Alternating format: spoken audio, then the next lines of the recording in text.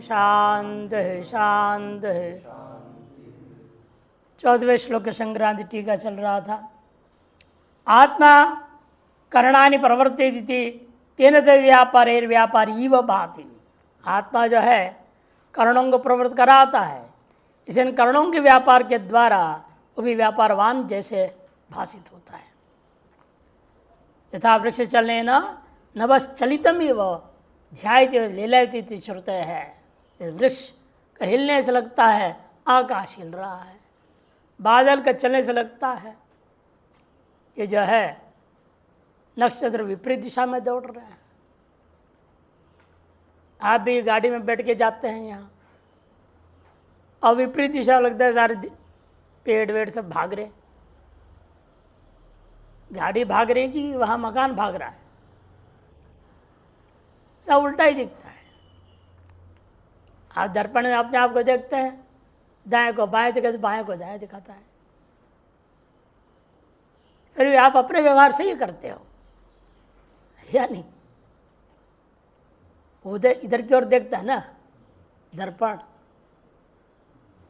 जैसे उसका बाएं हो दाएं ये हुआ कि नहीं हुआ? जैसे बाएं में गड़बड़ दिख रहा है, आप अपने बाएं और कुछ करते हैं कि दाएं में ही लगाते हैं? इसलिए इतना तो बुद्धि है, आप समझते हैं कई चीज़ व्यवहार में ये बुद्धि विपरीत ग्रहण कर रही है और आपको उसे सही ग्रहण करके अपने व्यवहार निभाते हैं। उसी प्रकार अध्यात्म में भी करने को कह रहे हैं। आप अपना व्यावहारिक जीवन में किंचित जैसा देखते हैं, यहाँ पर उसी प्रकार से है। ध्यायति व लीलायति व इति श्रुत है। फिर उसका क्या होगा? अनुपश्यत्य चक्षुष श्रवणोत्य करणैति आत्मन स्वतः श्रवणादि रहितत्वेपि उपाधि द्वारा श्रवणादि क्रियावत्तम श्रूयते। आत्मा के पास अपना कोई श्रवणादि इंद्रिया भले ही नहीं है, फिर उपाधि द्वारा श्रवणादि क्रिया करने वाला है ऐसा मालूम होता है। तत्कथम श्रवणादि व्यापार अभाव उच्यते। फिर इसको कैसे आपकर व्यापार वाला वो नहीं है? न श्रुते तत्र तात्पर्य भावात। श्रुति का तात्पर्य नहीं है कि आत्मा क्रियावान बताना, किंतु क्या तात्पर्य?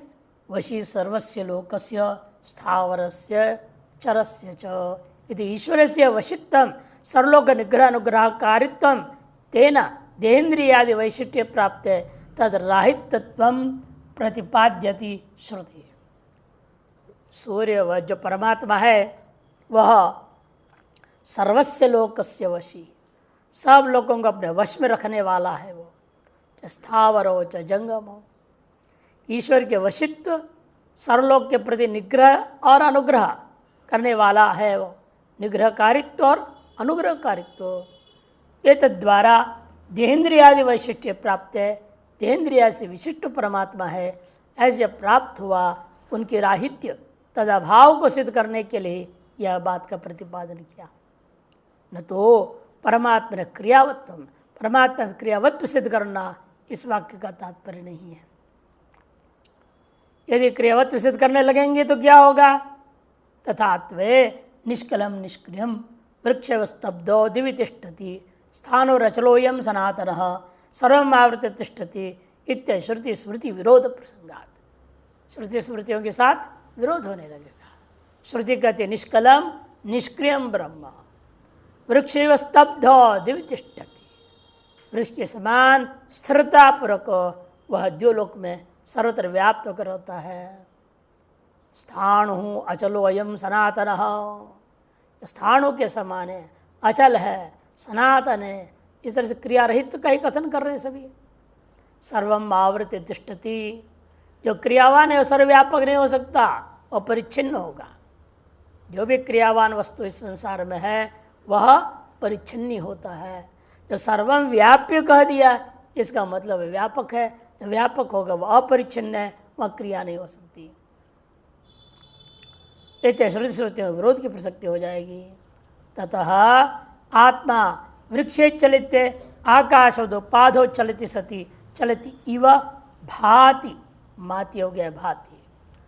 जैसे वृक्ष के चलित होने पर आकाश के चलित के समान अनुभव होता है, उपाधि के चलायमान होने पर आत्मा भी चलती इव भाति, चलाती क्रिया वाले के समान भाषित होता है। न तो स्वयं चलती, स्वयं क्रिया रहित है वो। निरवयवत्वात्, हेतु क्या है इसमें? क्योंकि वह निरवयवत्वात्, पूर्णत्वात्, निराकारत्वात्, निरिंद्रियत्वाच्च, चार हेतु दे दिए। क्योंकि वह आत्मा निरवय है, वह क्रिया नहीं हो सकती। जहाँ भी हम क्रिया देखते हैं सावयव में ही हम क्रिया देखते हैं। पूर्णत्वात्, पूर्ण है वो, अपूर्ण है, अपनी पूर्ति के लिए वो अपनी क्रिया करेगा। इंसान दौड़ रहा है, क्यों दौड़ रहा है? उसके अंदर अपूर्णता है। वो सोच रहे मैं पूर्ण कैसे हूं, और पूर्ण होने के लिए दौड़ता है। अपूर्ण होने के चक्कर में वह गलत रास्ता पकड़ लेता है तो फंस जाता है। और जैसे पता नहीं वास्तविक पूर्णता किससे है। वो सोचता है कि जगत के वस्तुओं से मैं पूर्ण हो जाऊंगा। अब मकान नहीं है, मकान मिल जाएगा तो मैं पूर्ण हो जाऊंगा। घर बन गया तो पूर्ण हो जाऊंगा। अरे और लफड़ा पाल लिया ज़्यादा। हम लोग देख रहे हैं आश्रम बना के, कुटिया बना कर, कितना लफड़ा है इसमें है। इसको संभालने में लफड़ा है। से जिसके अभाव को हम पूर्ति कर रहे हैं, उस पूर्ति होने से क्या हमें मोक्ष मिलेगा? ये सोचे भी ना, जो भी अभाव दिमाग में आ रहा है उसको पूरा करने में लगा रहता है। यह अपूर्ण व्यक्ति पूर्णत्व के चक्कर में हमेशा रहता है। इन वास्तविक पूर्णत्व क्या है न जानने के कारण से संसार से मुक्त नहीं हो पाता है। इसलिए कहते हैं कि वह पूर्णत्वात् आत्मा, लेकिन ऐसा नहीं है, वह पूर्ण है। वास्तविक पूर्णता उसमें पूर्णमदः पूर्णमिदम्, इसलिए हम लोग कहते हैं।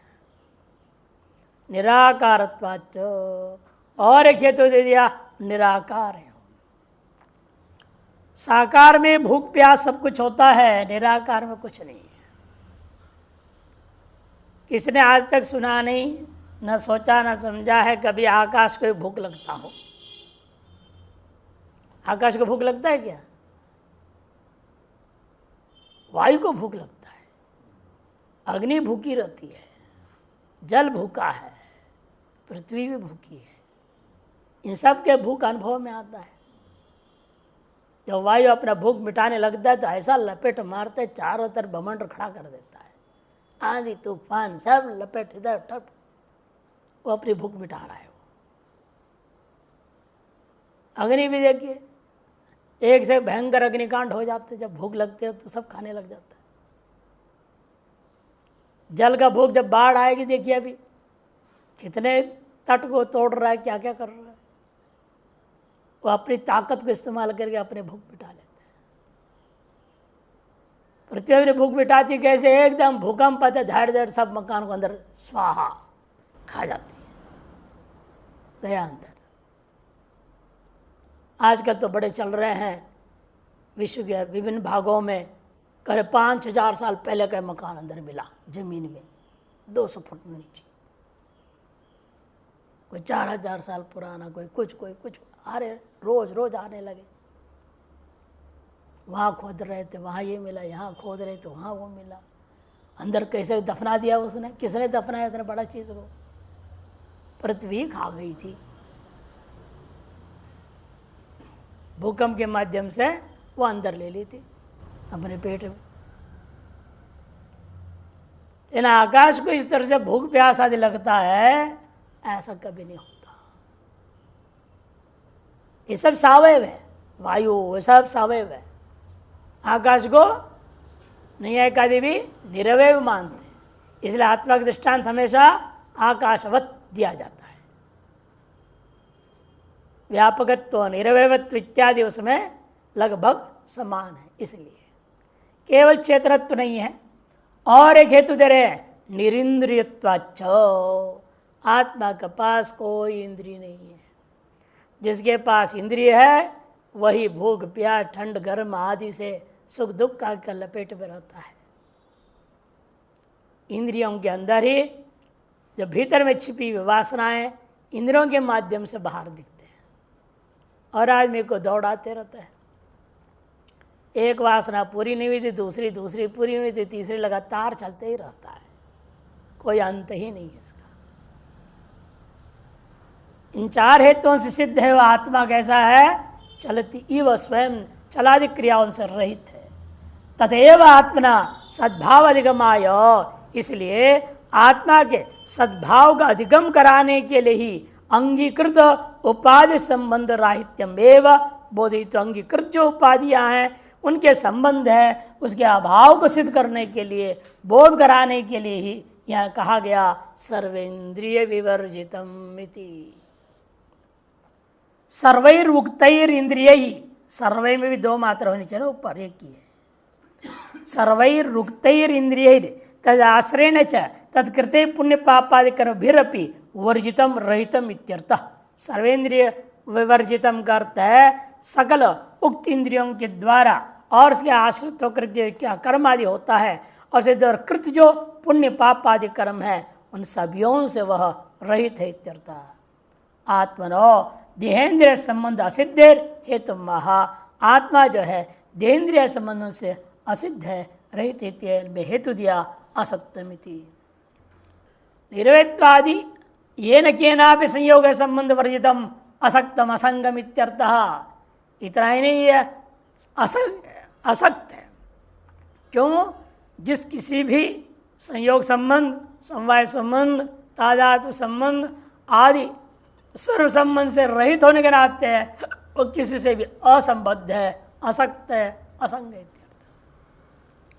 असंगो ह्ययम पुरुष, ह्यम हो गया ह्ययम, ह्ययम पुरुष इति श्रुत है।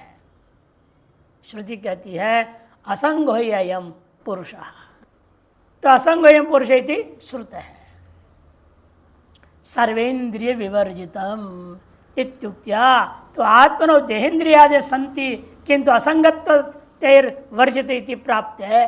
कोई फिर भी कह सकता है सर्वेंद्रिय वर्जितम का तात्पर्य आपने जैसे घटाया, उसे लगता है आत्मा के पास देहेंद्रियादि हैं लेकिन उसके साथ तो संबंध नहीं रखता है।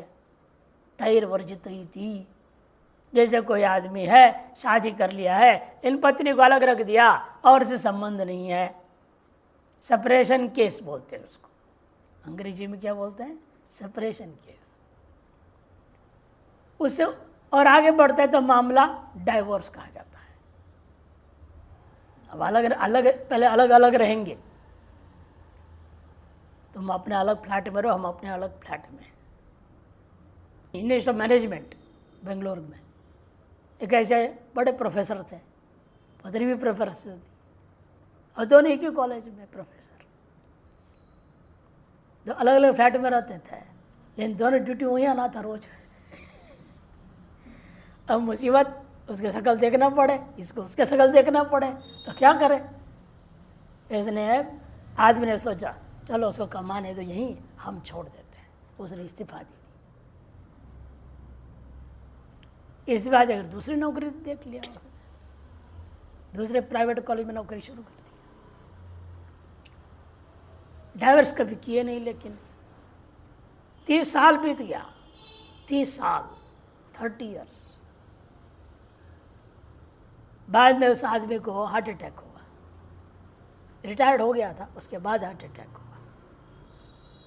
हाँ, बेटा बेटी के शादी में दोनों आ जाते थे, बाकी अलग ही रहना। अब बेटी ने फोन कर दिया उसको, माँ को, किस तरह से पिताजी को हार्ट अटैक हो गया। वो दौड़े दौड़े आ गई, दिन रात वहीं नर्सिंग होम में सेवा करने लगी। फिर वो सेपरेशन खत्म हो गया, जब अस्पताल से डिस्चार्ज है तो उनके साथ घर आ गई और क्या, जो हो गया हो गया, अब हम दोनों जिंदगी भर मरने तक साथ रहेंगे। आत्मा के पास शरीर इंद्रियां हैं लेकिन संबंध नहीं है, ऐसे क्यों ना मानी जाए। लोक में से व्यवहार में देखा जाता है, ताकत ऐसा नहीं हो सकता। किंतु असंगत्वात् तैर्वर्जित प्राप्ते तत्सद्भावम अपि अपनुदति। वास्तव में इंद्रियों के जो कारण है, कौन कारण था, भूत पंच महाभूत, उसका भी कारण कौन था, ये जो सत्वरजतम गुणों से भी रहित होने के कारण से, जब कारण से ही रहते हैं, कारण के कार्य से युक्त कैसे हो जाएगा? असंभव है। इसलिए शब्द दिया निर्गुणमिति। गुण गुण कार्यभूता देहेन्द्रियाद्य तदरहितत्वाद निर्गुणमित्यर्थ। गुण सत्वरजतम है, उनका कार्यभूत वस्तु क्या है? क्रमेण देहेन्द्रियादि तक सब कुछ है। इनसे रहित होने के नाते उसका नाम निर्गुण पड़ गया। इसे क्या प्रमाण है? यत्तद्रेशम अग्राह्यम अगोत्रम अवर्णम चक्षुश्रोत्रम तदपाणिपादम नित्यम विभुम सर्वगतम सुसूक्ष्ममिति अशरीरम शरीरेषु अशरीरो निरिंद्रियो प्राणो अमना सच्चिदानंद मात्र इत्यश्रुत है। यत्तद्रेश्यम अदृश्य है, अग्राह्य है, अगोत्र है, आवरण है, अचक्षुश्रोत्र है इत्यादियों से देहेन्द्रियादियों का निषेध कर दिया। तथा पाणिपादम कर्मेंद्र से भी रहते हैं, नित्य विभु सर्वगत और अत्यंत सूक्ष्म है। इति अशरीरम शरीरेषु, शरीरों में सर्वत्र व्याप्त होने के नाते शरीर में भी वो व्याप्त है, फिर भी वह शरीर वाला नहीं है। अशरीरो निरिंद्रियो अप्राणो अमनाः सब निषेध कर दिया। स्थूल शरीर रहित है, इंद्रिया प्राण मन मन सूक्ष्म शरीर से रहित है, और किंतु सच्चिदानंद रूप है इत्याश्रुत है। एतेन सर्वतः पाणिपादमिति ब्रह्मणः सत्वादिगमाय यैव पाणिपादाद्युपाद्युपन्यासो न तो स्वरूपादिगमाय इति सूचितम। इसलिए सर्वतः पाणिपादम इत्यादि पूर्व में भी जो कहा गया था, आगे भी जो कहे जाने वाले हैं, वे सब ब्रह्म के सत्व का बोध मात्र कराने के लिए इन उपाधियों को उपन्यास किया गया, न कि उपाधि विशिष्ट स्वरूप का बोध कराने के लिए नहीं है। तथात्वे निर्गुणमिति निषेध अनुपते, ये वास्तव में वह विशिष्ट स्वरूप वाला ही है, शरीरेंद्रियादि वाला ही है, फिर निर्गुण शब्द होना उचित नहीं होगा, वह अनुपपन्न हो जाएगा।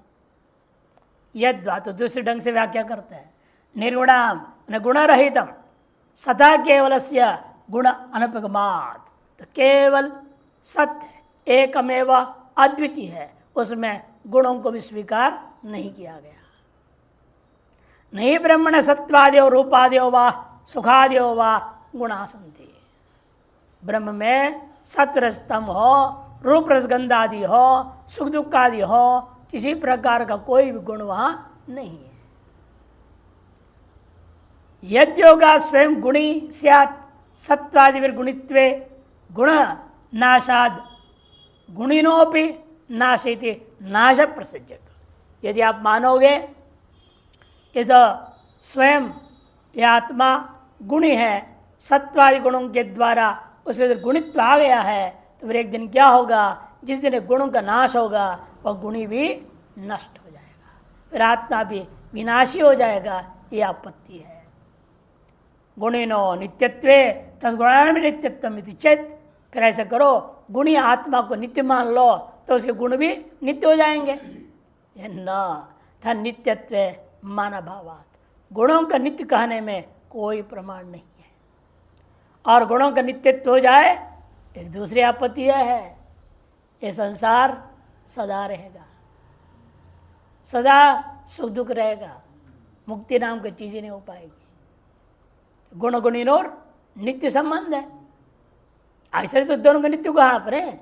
गुणी भी नित्य है, गुण भी नित्य है, दोनों के संबंध भी नित्य रहेगा, फिर सुख दुख से रहित कब होगे? नहीं हो सकता है। और सर्वानुभव विरुद्ध भी है ये कि रोज सुषुप्ति में इन सर्व संबंध रहित आप रहते हो। इसे नित्य संबंध और नित्य गुण कहना अनुचित है। तन्नित्यत्व माना भावात सत्य काम सत्य संकल्प श्रुते रेव मानम इति चेत, ये पूर्व पक्ष कहता है सत्य काम सत्य संकल्प का अर्थ हम करेंगे। सत्य का मतलब नित्य काम नित्य संकल्प, ऐसा कर लो, ये प्रमाण हो जाएगा। इससे न अत्रत्य सत्य शब्द से अमोघार्थकत्वेन, इस मंत्रों में जो सत्य शब्द है उसका अर्थ क्या है? अमोघ है, अर्थात मोह रहित, मिथ्यात्व रहित, इतने से तात्पर्य वहां उसका तात्पर्य नित्यत्व में नहीं है। अमोघार्थकत्वेन नित्यत्व बोधकत्व भावात, नित्यत्व बोधक नहीं है। नित्यत्वे सृष्टि काम से सर्वदा सृष्टि प्रसंगात, आगे नहीं बात। यदि नित्य मान लोगे सृष्टि की कामना को, फिर नित्य ही सृष्टि रहेगी, कभी प्रलय भी नहीं होगा। संकल्प नित्य है, सृष्टि की संकल्प नित्य रहेगा तो नित्य सृष्टि होती ही रहेगी। कब प्रलय होगा? और कब इससे मुक्त हो गया आप? अतएव यह अनुचित है। विकल्पो नहीं वस्तु यदि गुणानाम गुणकार्याणामपि अवस्तुत्व श्रवणात्। विकल्पो नहीं वस्तु, वस्तु में कभी किसी प्रकार का विकल्प नहीं होता है। विकल्प का नाम ही क्या है? शब्द मात्र से कहा जाए वस्तु नहीं, उसी का नाम विकल्प है। योग सूत्रकार ने क्या कहा? शब्द ज्ञानानुपाति वस्तु शून्यो विकल्प। केवल शब्द ज्ञान का अनुसरण कर रहा है, लेकिन वास्तव में वस्तु है ही नहीं, उसका नाम विकल्प है। अर्थात जो वस्तु है वह विकल्प नहीं हो सकता। वह शब्द ज्ञान अनुपाति हो या ना हो, यदि वस्तु है वह विकल्प नाम का चीज नहीं है। और ब्रह्म एक ऐसा वस्तु है जो शब्द ज्ञानानुपाति भी है और नित्य भी है। शब्द कौन से शब्द? उपनिषद शब्दों के मात्र वेद्य। तंत्वा उपनिषदम पुरुषम पृच्छामि कहा गया। इसलिए यहां जो सत्य शब्द है उसका अर्थ नित्य आप नहीं कर सकते, सिद्ध हुआ। यदि गुणानां गुण कार्याणाम अपनी अवस्तुत्व श्रव, गुण और गुण के कार्य अवस्तु है, एकमात्र आत्मा वस्तु है जहां कोई विकल्प नहीं होता। ना पिछे रूपादि, हाँ गुण नहीं है, सत्वादि इतना ही नहीं, रूपादि भी नहीं है वहां आत्मा में। क्या शब्दम स्पर्शम रूपम रसम गंध वच्चयत इति ब्रह्मण रूपाद्य भाव श्रवणात् रूपादिमत्वे सावयत्वेन अनित्यत्व प्रसिद्धित। और रूपादि मान लोगे आत्मा को, आत्मा भी सावय हो जाएगा, अनित्य हो जाएगा। अंत में सुखादेस्तु जेयत्वेन क्षेत्र धर्मत्वात् तज्जातुर आत्मनो न संभवति। सुखादि भी हमारे द्वारा साक्षी के द्वारा भाष्य है। अंतःकरण में होने वाले सुख दुख आदि आप ही के द्वारा भाष्य होने के नाते क्षेत्र के धर्म माना जाएगा, वह ज्ञाता आत्मा का धर्म नहीं हो सकता। क्योंकि आत्मा के लिए इसलिए कहा साक्षी चेता केवलो निर्गुणश्च श्रुत्यैव निर्गुणत्व अवधारणाच्च गुणरहितम् एव परम ब्रह्म इत्यर्थः। श्रुति के द्वारा ही निर्गुणत्व का निश्चय कर देने के कारण से गुण रहित ही पर ब्रह्म है, ये सिद्ध हो गया। यदि वे ब्रह्म स्वयं सत्तादि गुण तत्कार्य शून्यम एवं कह सकते। यद्यपि जो ब्रह्म है स्वयं सत्वादि गुण और उसके कार्य से रहित है, तथापि गुण भोक्तृच, फिर भी गुणों का भोक्ता है। गुणानाम सत्वादि गुण तत्कार्याणां ध्येन्द्रियादीनां शब्दादीनां सुखादीनां च भोक्ता। गुणों का सत्तादि गुण, उनके कार्य देहेन्द्रियादि, उनसे होने वाला शब्दादि एवं सुखादि, इन सभी का उपभोक्ता है। कैसे उपभोक्ता है? बिना संबंध को भोक्तृत्व कैसे आ गया? कहते उपलब्धित्व बुद्धि आदि सानिध्यात जेय जातम सर्वम जानाति इति उपलब्ध, इसलिए उपभोक्ता कह दिया। उपलब्धित्व कैसा है? बुद्धि आदि के सन्निधि मात्र से संपूर्ण ज्ञेय समूह को वह जानता है, उनका प्रकाशन करता है, इसलिए उसको गुण भोक्तृ कह दिया गया। उपलब्धि ब्रह्म इत्युक्त्या ब्रह्मण प्राप्तम परिचिन्नत्वम सद्वितीयंच अपनुदति। यदि कोई कहे उपलब्धा है और ब्रह्म दिया कहते हो, फिर तो ब्रह्म में भी परिचिन्नत्व प्राप्त हो जाएगा जीव के समान। ब्रह्म परिच्छिन्न भोक्तृत्वात् जीववत, किसने वो अनुमान कर लिया, उसका काट के लिए कहा कि सर्वभृच्छैव स्वस्मिन् आरोपितम सर्वम अव्यक्तादि स्थूलांतम स्वसत्ता स्फूर्तिभ्याम सत्तावस्फूर्ति मच्च कृत्वा स्वमात्रत्वेन विभर्ति इति सर्वभृत। आत्मा सर्वभृत कैसा है? अपने में ही आरोपित सकल पदार्थों को सत्ता से अन्वित कर दिया। जैसे घटोस्ति पटोस्ति मटोस्ति सब में अस्थि अस्थि अस्थि से व्यवहार होता है। अहम अस्मि, अस्ति अस्मि असि, है ना।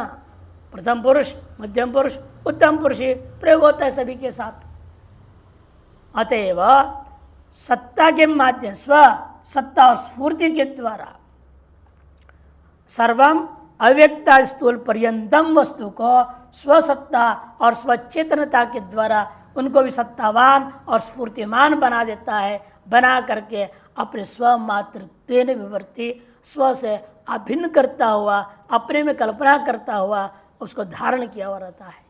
अतएव उसका नाम सर्वभृत, प्रपंचे प्रपश्च हो गया है। प्रपंचे सर्वत्र सद अन्वयात चिदे, चिद अन्वयाच, वो ये कार मात्रा नहीं होनी चाहिए। सर्वत्र जो है वह प्रपंच में सत्य का भी अन्वय है और चित्त का भी अन्वय है। जो सत्य और चित्त से अन्वित नहीं है ऐसा कोई वस्तु ही नहीं है। न विद्मस्तत्तत्वम्, हमने स्तोत्र में कहा ना, पुष्पदंताचार्य, मैं ऐसे कोई तत्व नहीं जानता हूँ जो यतु त्वम न भवसि, जो आप नहीं है। मैंने सब कुछ आप ही आप है, आप ही अनंत जड़ चेतन भाग में दिख रहे हैं, आपके अलावा कुछ भी नहीं है। वही यहाँ पर कह रहे हैं कि कृत स्व मात्र भेजते सर्वत्र प्रपंच सद अन्वयाद चिद अन्वयाद, सत्य और चित्त का अन्वय है। फिर जड़ क्यों कहते हो? जड़ में भी का भी अधिष्ठान चेतन है, लेकिन जड़ रूपी उपाधि में चेतन अभिव्यक्त नहीं होता, इतना ही फर्क है, इसे उसका नाम जड़ कह दिया। लेकिन चेतनाधिष्ठान जो है जड़ चेतन सबका बराबर है। अधिष्ठानत्वेन जड़ में भी चैतन्य है, तो वहां भी अनुस्यूत है। वो सद्धिदम सर्वम चिद्धिदम सर्वम इति श्रवणाच्च सर्वम ब्रह्मैव इत्यर्थ। यहाँ भी अशुद्धिया छपी, सर्वम में बिंदु नहीं है, ब्रह्मैव इत्यर्थ। सत्य यह सब कुछ है, चित्त यह सब कुछ है, यह श्रुतियां कह रही है। अतः सर्वम ब्रह्मैव, सब कुछ ब्रह्म ही है इत्यर्थ। सत्यंच अनृतंच सत्यम अभवत् इति श्रुते है। सत्यंच अनृतंच अभवत्, यह सत्य भी हो गया, अनृत भी वही हो गया। सत्य और त्यत नाम से वह सत्य नाम का एक ही चीज है और दूसरा नहीं थी, श्रुते है। ततो ब्रह्म व्यक्तिरिक्त वस्तु अभावात न ब्रह्मण परिच्छिन्नत्वम ना भी सद्वितीयतमिति सिद्धम। सब ब्रह्म से व्यतिरिक्त वस्तु अंतर्गत न होने से ब्रह्म में परिच्छिन्नता हो या सद्वितीयता हो, दोनों ही बात सिद्ध नहीं होता। अतएव वह सत्य एकमेव अद्वितीय है, यह बात सिद्ध हो गया। टिप्पण अध्यारोपम अपवदति सर्वेन्द्रियति। अध्यारोपों का अपवाद करने के लिए ये पंक्तियां आई हुई हैं, सर्वेन्द्रिय इत्यादि। अथवा यूं भी कहो, युपावनीयवद अलौकिकम ब्रह्म कार्य कारण प्रपंचाविष्टम वास्तवमेव न अपवादमर्ति चेत आहा सर्वेन्द्रियति। कोई कहता है यूप आह्वनीय इत्यादि के समान अलौकिक है। यूप क्या है? एक बांस या बल्ली का टुकड़ा है, 2-3 फुट नीचे गाड़ दिया गया है, 3 फुट ऊपर रखा गया है, उसका नाम यूप है। उसमें पशु को बांधा जाता है। और दूसरा यूप है जहाँ पर उद्गाता बैठता है, उसके पीठ एक टेक देते हैं, उसे जवाब लगा के जोर से गा सके, सहारा। यह अलौकिक है, उसको विधिवत बनाना पड़ता है। कहीं अष्टकोण होता है, कहीं गोल होता है, और कहाँ उसको थोड़ा कट किया रहता है ताकि फिसल न जाए, रस्सी निकल न जाए। रस्सी को फंसाना है ना, बांधने के लिए पशु को, इसे थोड़ा सा काट दिया रहता है, उसके अंदर रस्सी फंस जाती है। और जो वो बैठता है उसके लिए गोल होता है, अष्टासल नहीं होता है, अष्टकोण वाला नहीं होता है, जो उद्गाता बैठता है। ये शास्त्रीय विशेष चीज़ है ना, साधारण नहीं है। आवनी अग्नि भी क्या है? विशेष अग्नि, जहाँ पर आघार नामक 2 आहुति उत्तर और दक्षिण में दी जाती है, बीच का नाम आवापस्थान, उसमें जो अग्नि है उसका नाम आहवन अग्नि विशेष है, जिसमें आहुतियाँ दी जाती है। ये अलौकिक चीजें हैं। एवमेव यदि कोई कहे यह ब्रह्म भी कार्यकारण प्रपंच से आविष्ट वास्तविक है, अलौकिक है, जैसे योग भी क्या है, वास्तविक और अलौकिक है, आहवन भी वास्तविक और अलौकिक है, इसलिए ब्रह्म भी इसी प्रकार से कार्यकारण आदि प्रपंच से आविष्ट हुआ, विशिष्ट हुआ, एक वास्तविक तत्व है, अलौकिक भले ही हो। न अपवाद मर्दी, इनका अपवाद करना उचित नहीं है। इति चेदाह, तब सिद्धांत नहीं सर्वेंद्रिय गुणाभास में थे। वह शास्त्रों के द्वारा यूप और आवनी का रचना की गई है यथा, तथा यहां पर भी शास्त्रों के द्वारा उस ब्रह्म में जगत का अपवाद किया गया है। यह बात समझाने के लिए ही सर्वेंद्रिय गुणाभासम सर्वेंद्रिय विवर्जितम इत्यादि श्लोक आया हुआ है। सर्वान् स्वस्व विषयान् शब्दादीन इंद्रियंती बोधयंती इंद्रियाणि, सभी अपने अपने विषय शब्दादियों को इंद्रियंती मैंने बोधयंती, बोध कराते हैं, इसे इनका नाम इंद्रियां। तानि च सर्वाणि गुणानि च, वे सब और उनके कारणभूता जो गुण हैं, तत्तद इंद्रिय कार्याणि, और तो इंद्रिय के जो कार्य को भी गुण शब्द से ले लो। इंद्रिय का कार्य क्या है? वचन आदान दर्शन श्रवणादीनि, तान सर्वान आभासते प्रकाशते यद ज्ञेयम, वह उन सभियों को जो आभास करता है, प्रकाशन करता है, जो वह यह, उसी को हमने यहाँ ज्ञेय शब्द से ब्रह्म को कहा है। कथम? क्योंकि कहा है तस्य भाषा सर्वमिदं विभाति, तमेव भान्तम अनुभाति सर्वम, तस्य भाषा सर्वमिदं विभाति। मुंडकोपनिषद प्रतिबोध विदितम मतम, केनोपनिषद में भी है। इति च अतएव सर्वेन्द्रिय विवर्जितम असंघोयम पुरुषः, इसलिए सर्वेन्द्रिय विवर्जित है, इसका प्रमाण और है असंघोयम पुरुष, अतएव असक्तम कहा बृहदारण्यकोपनिषद का। और गुणभोक्तृ च, उसके लिए करे ध्यायति व लीलायति, तथा निर्गुणोपि गुणभोक्तृ, अर्थात यो गुणानाम उपलब्धि तज्यमित्यर्थ, इन सगल गुणों का जो उपलब्धा है, प्रकाशक है, उसी का नाम ज्ञेय ब्रह्म है, ये अर्थ हुआ। अगले श्लोक के लिए भाष्यकार अवतरण कहते हैं, कहते किंचा, और भी बात है जिनसे हम उस आत्मा को लक्षित कर ग्रहण कर सकते हैं। इसलिए शंकराचार्य ने कहा था 4 श्लोकों के द्वारा उपाधियों का अपवाद किया जाएगा और निरुपाधिक ब्रह्म का बोध कराया जाएगा। जब भाष्यकार कुछ न किंच कहकर छोड़ देते हैं। शंकराचार्य अवतरण क्या कह रहे हैं? ननु नाम रूपात्मक द्वैत प्रपंचस्य सतः पृथक्तया प्रत्यक्षेण उपलभ्यमानत्वात् कथम सर्वं ब्रह्मैव इति आकांक्षायाम। नाम रूपात्मक ये जो द्वैत प्रपंच है वह सत्य है और वो आत्मा से अलग भी भाषित हो रहा है। सतः पृथक्तया, सतः मने आत्मा से पृथक रूपेण भाषित हो रहा है। मैं हूँ अलग, मेरे से अलग यह संसार मुझे दिखाई दे रहा है। जब प्रत्यक्ष प्रमाण से इस प्रकार उपलब्ध हो रहा है तो आप कैसे कहते हो सर्वम ब्रह्मैव? कोई कहता है कि इस संसार में ये पत्थर भी मैं हूँ, घड़ा भी मैं हूँ, ये बंदरी भी मैं हूँ, फिर गधे घोड़े भी तुम ही हो, ऐसा कोई कहता है अपना अनुभव? सभी यही कह रहे हैं, मेरे से भिन्न गधा घोड़ा है, मेरे से भिन्न ये घड़ा है, मेरे से भिन्न ये है, मेरे से भिन्न वो है। अपने से भिन्न ही सब अनुभव कर रहे हैं तो सर्वम ब्रह्मैव आप कैसे कह सकते हो? इत्याकांक्षायाम नौ बहिरंतश्च अग्निना व्याप्त अयसः पृथक सत्ता भावात् वन्य मात्रमेव यथा तथा। जिस वन्नी अग्नि के द्वारा भीतर बाहर सर्वत्र लोहे को व्याप्त कर लिया, तब आप वह लोहा आपसे स्पर्श हुआ तो लोहा ने आपको जला। आप क्या बोलोगे तब? लोहा जला दिया, लोहे से जल गया। आप ये नहीं कहते लोहे में जो अग्नि है वो अग्नि नहीं जलाए, इतना बुद्धि किसके पास है? सभी लोहे ने जला दिया। गर्म पानी गिर जाता है उबलता हुआ, जल जाता है, तार जल ने जला दिया। फिर गंगा जी में नहाओगे कैसे भाई? इस जल में जलाने का स्वभाव यदि है, फिर गाँव घुसे तो जला देगा वो तो।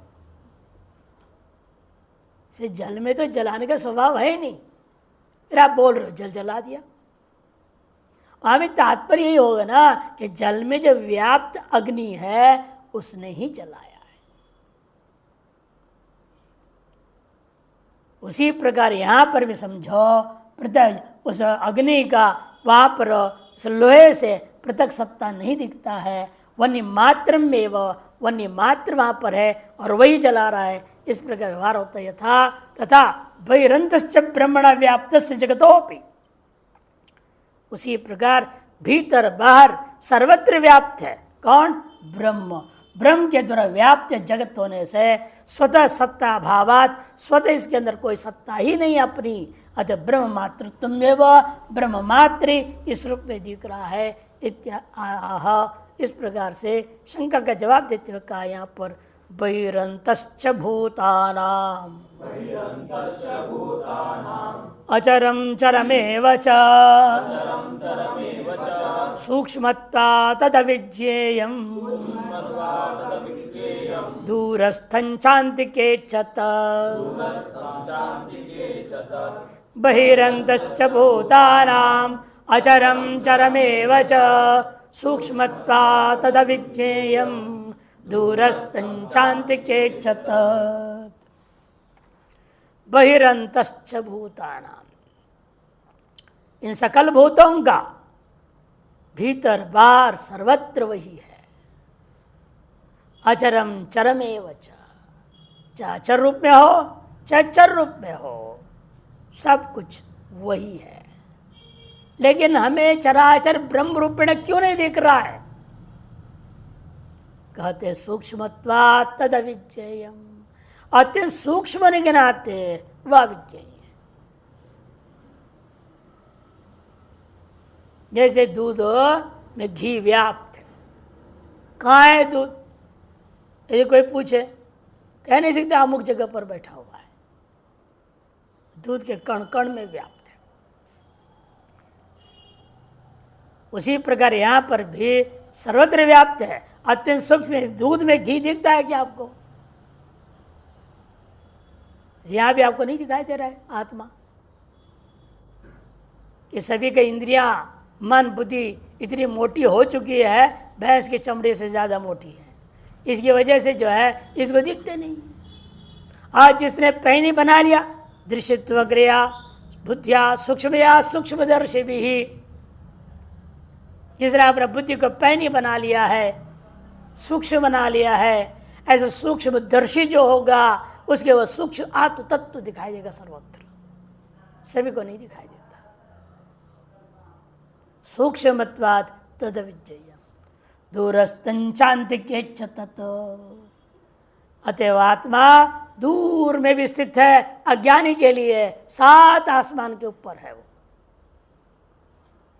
और ज्ञानी के लिए अंतिके च तत्, वो स्वयं ही है।